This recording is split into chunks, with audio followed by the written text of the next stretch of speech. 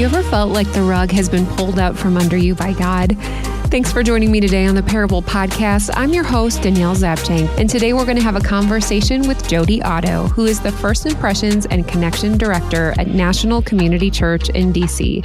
And she shares how God used an unlikely dream of hers for so much more. It is vital for us to write down our prayers, our dreams, our goals, because then you're able to see the markers all along the way. I think that we are so quick to forget the prayers that we've prayed, or we forget to even celebrate the little markers in the movement. Here's my conversation with Jodi Otto.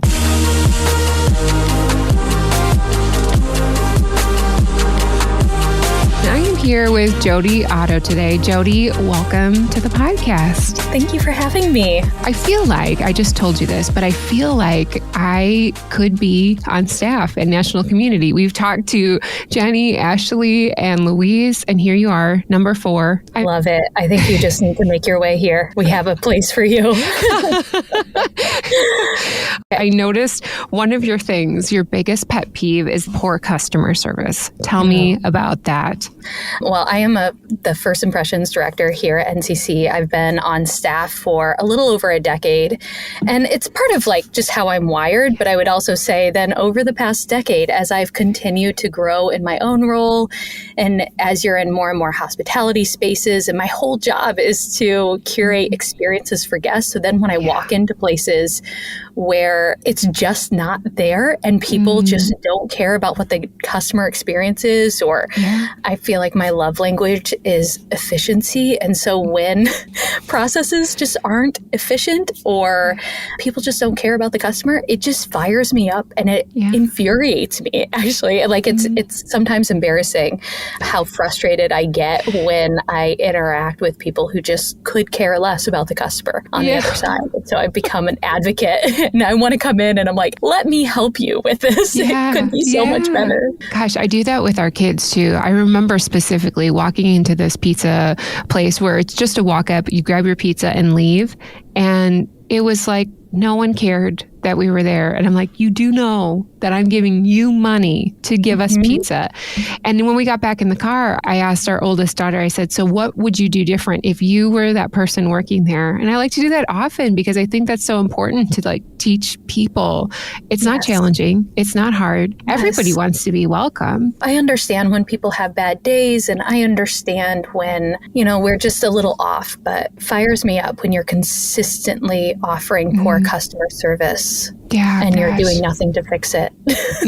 I love that about you, Jodi. I think that's so good. It's so important. It is a pet peeve of mine as well.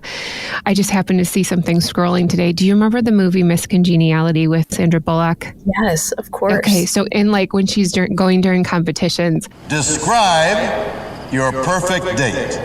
It's a tough one. I'd have to say April 25th. Because it's not too hot, not too cold. All you need is a light jacket. And so I'm like, oh my gosh, how embarrassing. But I would love to know, since we're just getting to know each other, what would be a wonderful day that you would experience? What's something great that you'd like to do? I was just actually talking to a friend about this. I love being outdoors. So I actually think that a perfect day for me would be slow, quiet mornings alone in the morning, preferably somewhere in nature. If I had it, if it was my way, I would be at a cabin, maybe by a lake, and then being able to go out, be active, maybe ride my bike or go for a hike, take a nap in the afternoon. I feel like a perfect day always includes some sort of nap, but a lot of physical activity. And then, of course, it's ending the day around a dining room table with a lot of people and a fire pit. So slow, quiet mornings, alone, activity, rest, maybe some reading, and then ending the day around a fire pit and a big dining room table with a bunch of my friends. I'd be curious to know, is that kind of what was special about childhood, or how you around a table with people and fire pits, being out in nature? Was that how you grew up, or is that something that's been cultivated? That's a great question. I grew up in a family. I have 3 brothers. My parents, we just always had dinner around the table. And a lot of my memories, my most special memories are the ones where we were able to go outside and have a fire pit afterwards. Every single Saturday, we had pizza night.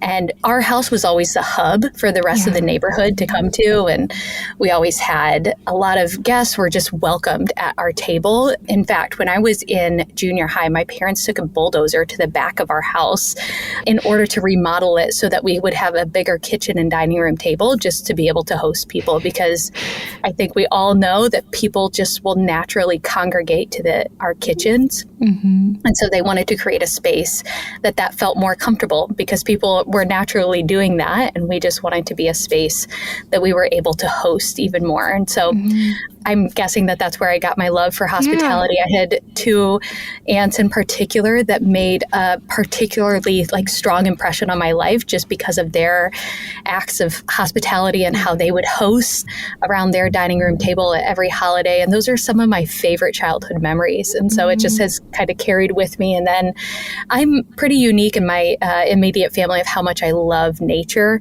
and camping and being outside, but that's only flourished here and being in the city with all of my friends here. Yeah.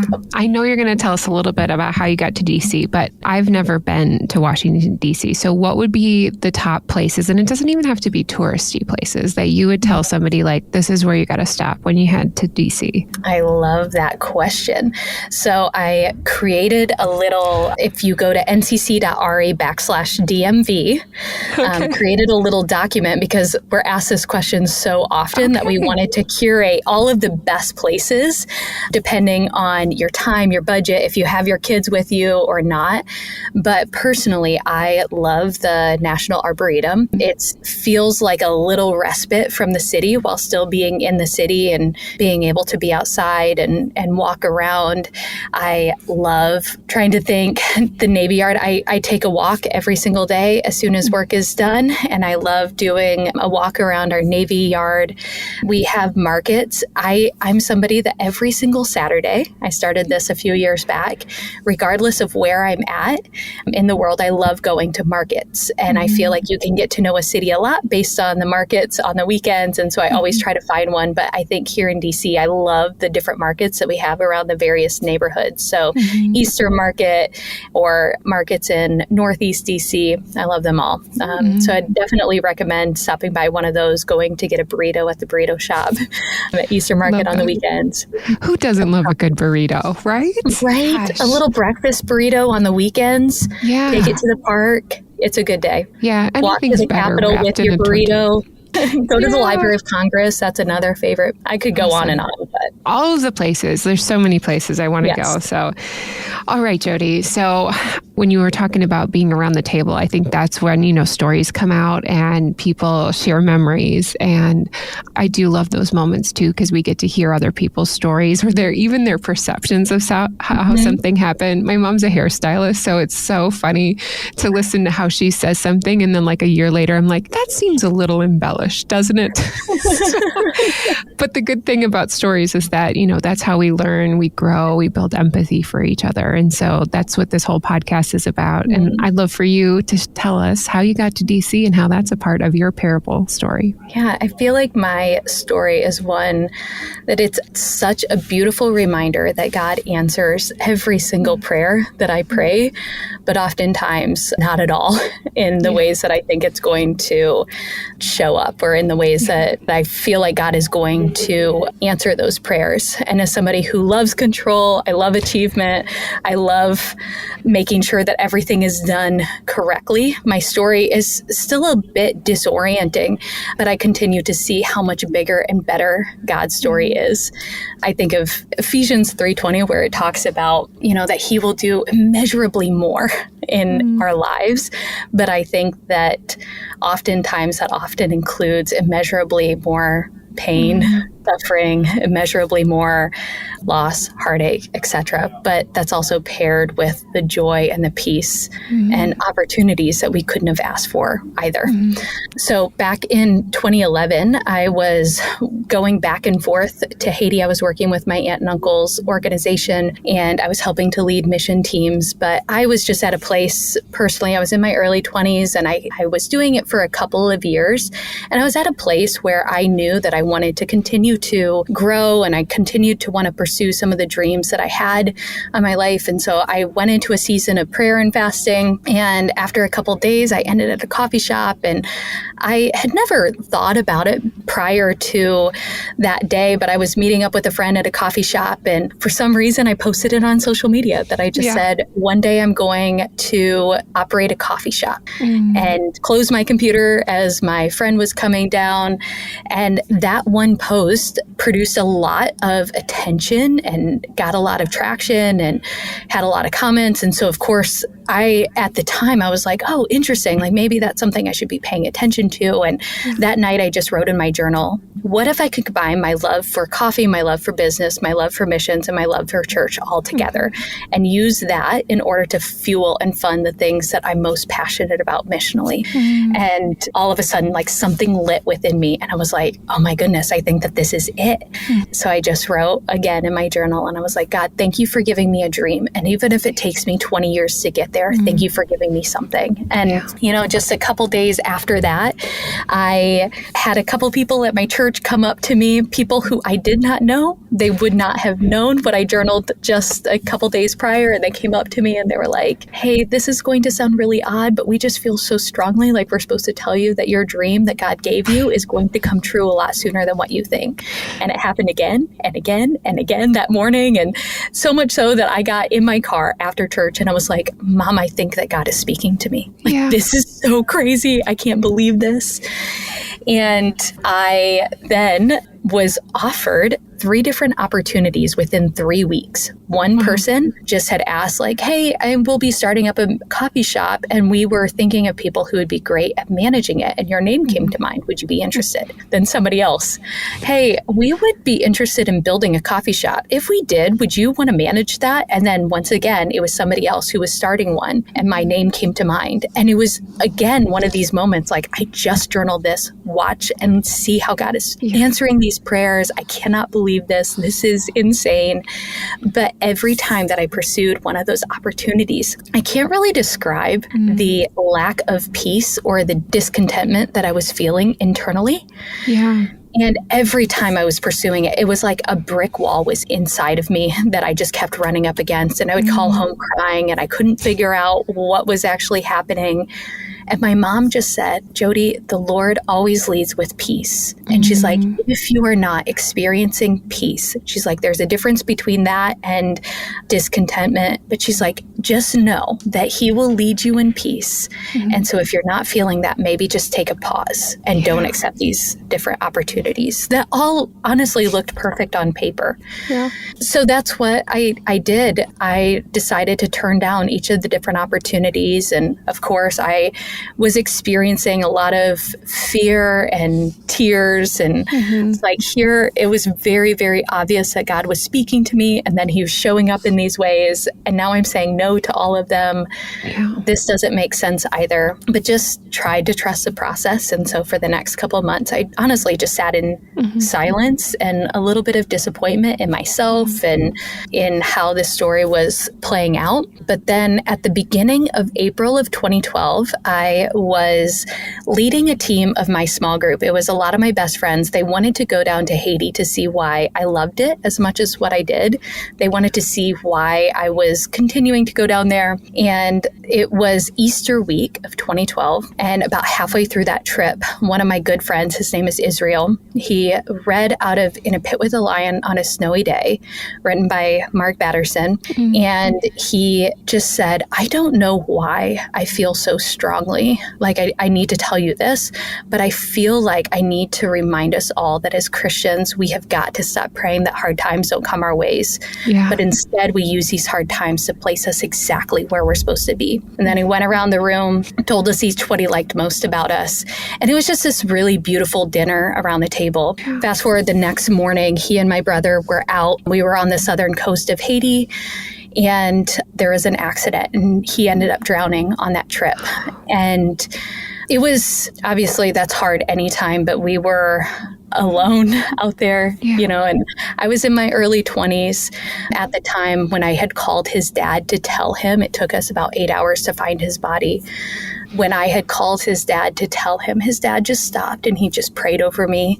And actually, he prayed over me every single day for the next year. He would call me every single morning to tell me who I am and the type of leader that I am, and to speak blessing over me on the day that was the hardest for me. But also, while we were waiting to find him, I wanted to read the last words that Israel read. And so I opened up this book, which is now written by my boss, Mark Batterson.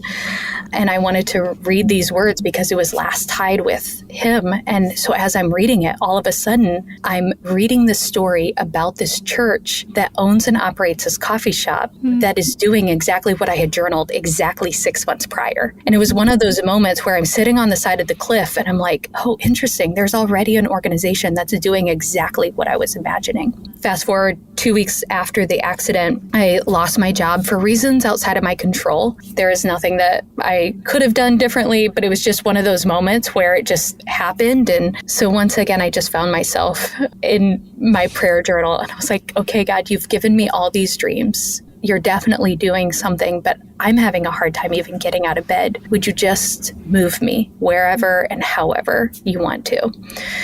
And of course, with my job change and everything else that had happened, I just decided to come up to Virginia for 2 months. I just love the hills and I wanted just a change of scenery just for a couple of months, just to recalibrate and reset. And because I was so close to DC, I wanted to come and visit. I had never been here before and came and visited, and I wanted to just grab a cup of coffee from Ebenezer's just because I wanted to see what that looked like in person. So I came, happened to meet with the manager of Ebenezer's, and she was just telling me about their mission. And she's like, you know what? You should really do our protege program. She's like, there's no way you can do it this year because we choose our proteges tomorrow. But she's like, would you consider it in the future? And I had actually told her no. I didn't love DC the day I was here. But I ended up getting a call from her that night. And she was like, I don't know what it is about you, but she's like, the more that I thought about it, the more that I was like, I feel like you have to apply. She's like, would you please consider it? I got approval that if you get your application in by tomorrow at noon, we could still consider you. So I still wanted to apply just so I wouldn't say the no for them, even though it was a last minute decision. And fast forward, I actually got a no from them first. They were like, we already had somebody else in mind. We had applications 2 months prior, so we're going to go with the other person. But thank you for putting it in. And then I got another email back that was just like, hey, we've changed our mind. There's something about you. We just feel like the Lord is leading us for you to be the one that's coming out and being our protege. So it was one of those feelings that I had that was so different from the other 3 experiences where everything was perfect on paper, but I had no internal peace. This invitation to come, I had so much peace that I cannot explain. I just knew that I knew that I knew that this was my next step. But it honestly made no sense on paper. I had just lost my job. I had just experienced this traumatic event with my friend. I was already connected and tied in with my church that I deeply loved. And I didn't love DC. And I was signing up for a year of an unpaid internship, basically. But I just knew like this was what God had asked me to do. And so I felt like this was a step of obedience. And so I said yes. And I moved here 5 months later with $26 in my account. And God provided every step of the way. I was even able to pay off loans that year, which is still wild for me to look back. And I'm like, it doesn't make sense, but I just see what God was doing all along. Yeah. So that's how I found myself here. I say now that I see that the coffee house is what brought me to DC, but NCC and our church is what kept me here. And I even see like how the Lord has used this church and this community to bring healing to my life and redemption through my story. I still find it fascinating how God used Pastor Mark at the lowest moment of my life. And now he's one of my mentors and pastors and bosses and the person that I work very closely with now, and how God uses our stories and weaves those together for redemption and for good. That's how I found myself here. And of course, you know, the Lord continues to just show me how the prayers that I pray, He'll often answer them in ways that I I would not prefer, but it ends up being such a beautiful story and so much bigger and better than what we could have wrote ourselves. Yeah. Jodi, that was beautiful. That could have been a movie right there. You know, I'm sorry for the loss of Israel. That's so hard. I mean, and how special it was that you had that moment around the dinner table where you were poured into, and just to have those moments that you can cherish and to know where he is now. Gosh, like at least that's such a comfort. It anchors you on those moments when you don't understand why things happen the way that they do. You still don't have all the answers, but there's those moments where you're like, but God was there. You can't deny what was happening. He had wrote at the beginning of the week, the accident happened on a Thursday, and on Monday when we got there, he wrote in his journal, he's like, God, I'm in awe of the cross. If I can die so that others can live, know that I'm yours. And 3 days later, he passed away. Gosh. And it's just like, it blows my mind how God has used him and his story in order to change lives. Jodi, I feel like we are very similar in our personality types. Control, achievement, that's me. All right. And I think, you know, there is some goodness to that. And also when we are stressed or overwhelmed, that can go to not a great place.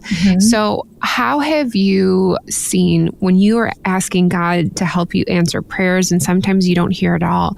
How has that been a challenge or a good thing for you to that's just your way that your personality is? I think it's continuing to, I've started to just pray, like, God, just give me eyes to see how you are answering my prayers.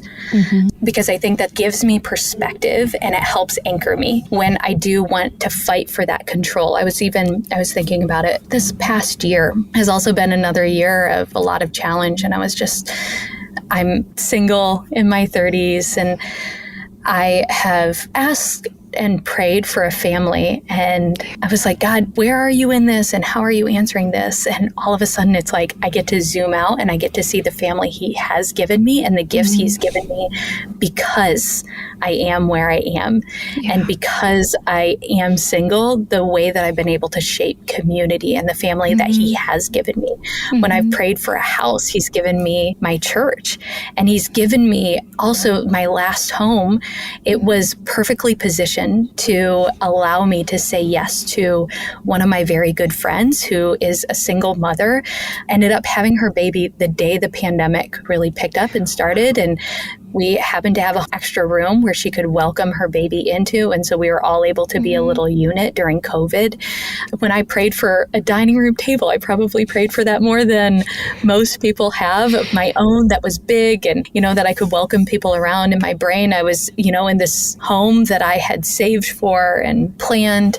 And instead, God gave me the lobby of my church that I get to steward. And around that table is a beloved community that is, more diverse than anything that I could have asked for. The world comes to that table in just the most beautiful ways. And so when I am fighting for control, I ask God for perspective, because all of a sudden I get a much bigger and better picture of what he is doing and how he is answering it. And then I just get to step into that story that he's writing. And I just try to release that control. And when I say, your kingdom come, your will be done.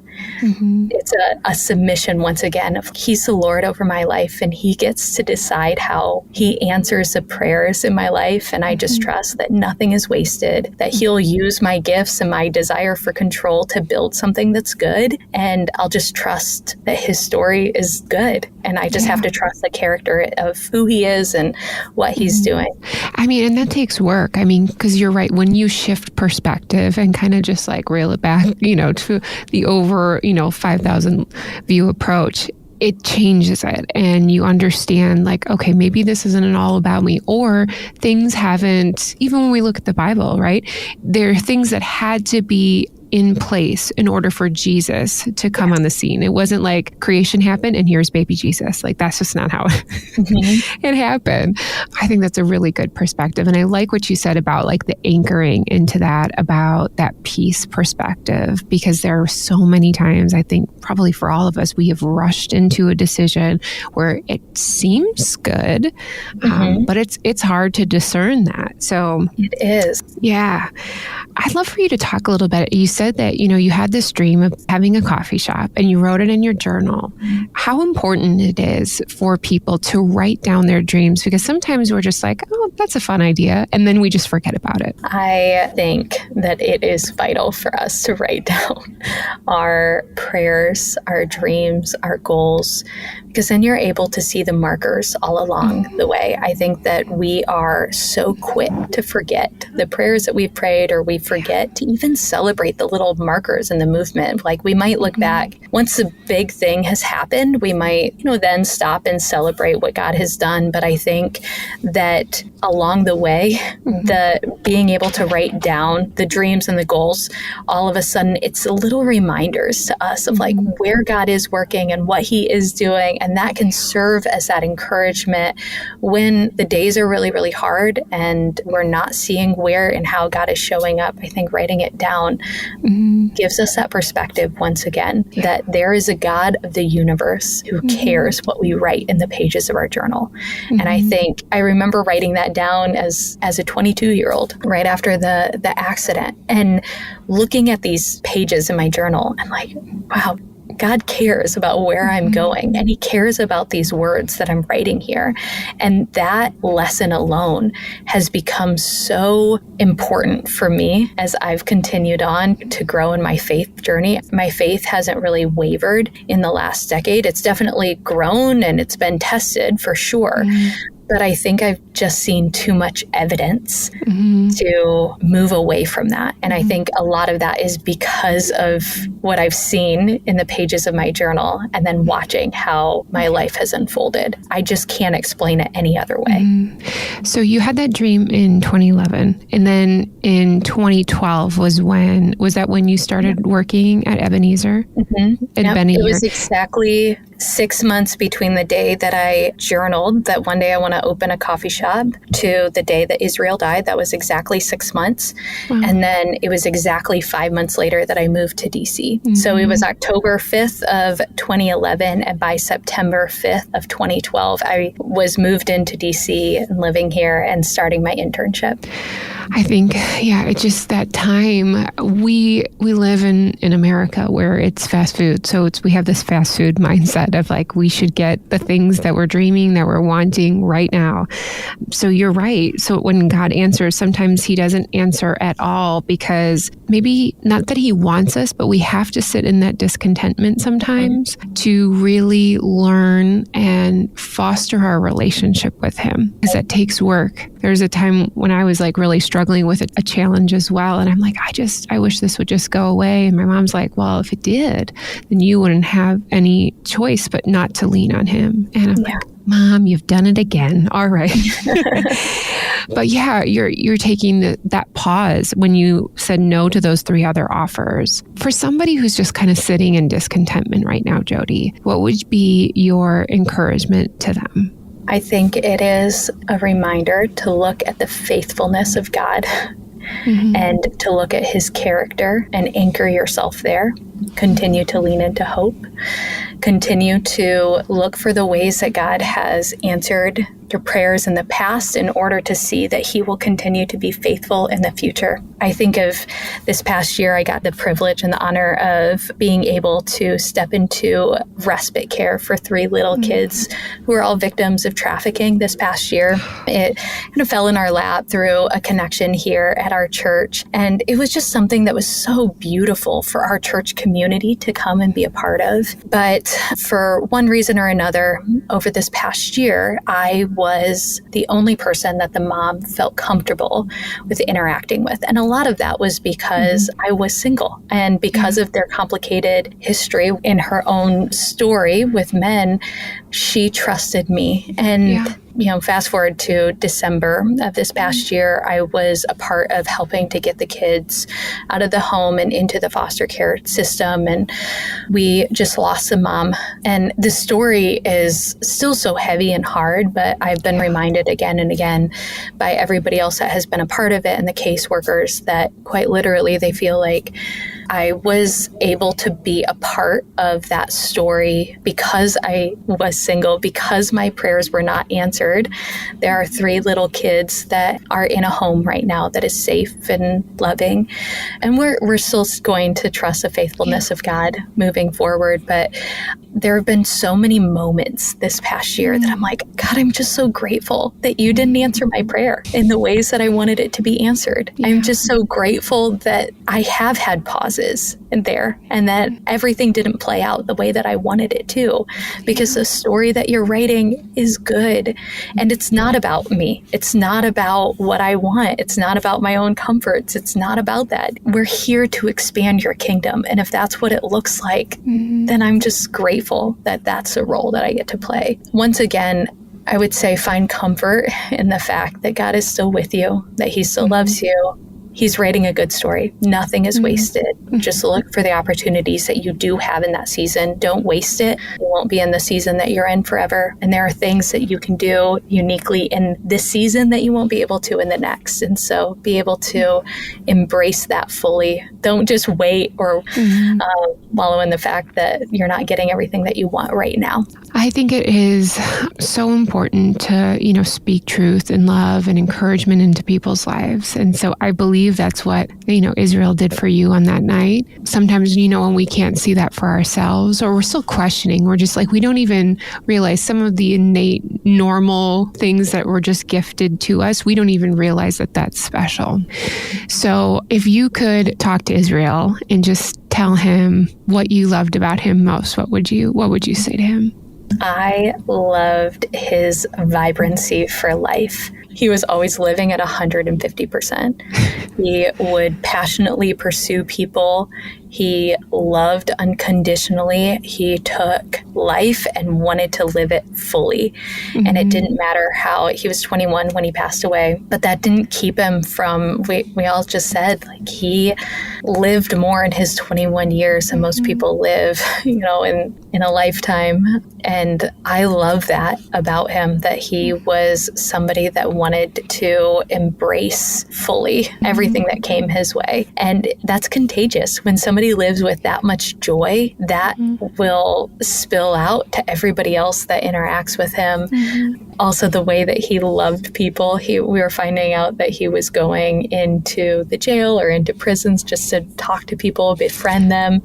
He would write me letters sometimes, or just to tell me like what he thought about me. But then I found out, I was like, oh, I'm so special. And then I found out, like, no, I'm like one of hundreds of people that he was doing that for, that he would just write letters every time that he thought about it. Like, I just want to encourage you. This is what I see in you. Keep living fully. And those intentional actions in order to see people and love them well is something that I just want to continue to take with me and share that with other people as well. Well, Jodi, gosh, thank you so much for sharing your story. You definitely exude a feeling of hospitality, and I can definitely tell why you are the first impressions and connection pastor at NCC. So thank you so much for sharing your story today, choosing to be vulnerable with me. I'm grateful for that.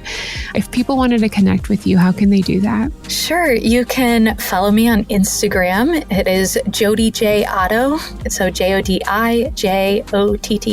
Connect with me there. Jodi, thanks so much. Wasn't that an amazing story from Jodi? It just goes to show you that even when God pulls the rug out from underneath us, it is only because his direction and his plan is far better. To connect with Jodi, simply visit daniellezapchenk.com for details. And here are 2 reflection questions from our time with Jodi today. Number 1, how have you been dreaming lately? Put some pen to paper for a few days, or maybe start a note in your phone and just see where it takes you. Number 2, if you are in a season of discontentment, how can you anchor yourself to God and continue to hold on to him when it feels overwhelming? Tell him about it. He always wants to hear from you. One easy way you can support the Parable Podcast is simply by sharing this episode with a friend. If you could pass this along today, that would really help people find out about these amazing parable stories. And plus, this is a great way to start a connection. And thank you for my technical producer of a husband, Eric, for his top-notch editing skills. That's going to do it for today. I'm grateful that you took the time to spend it with me. Remember, your parable showcases the answered and unanswered prayers. We'll see you back again next week on the Parable Podcast.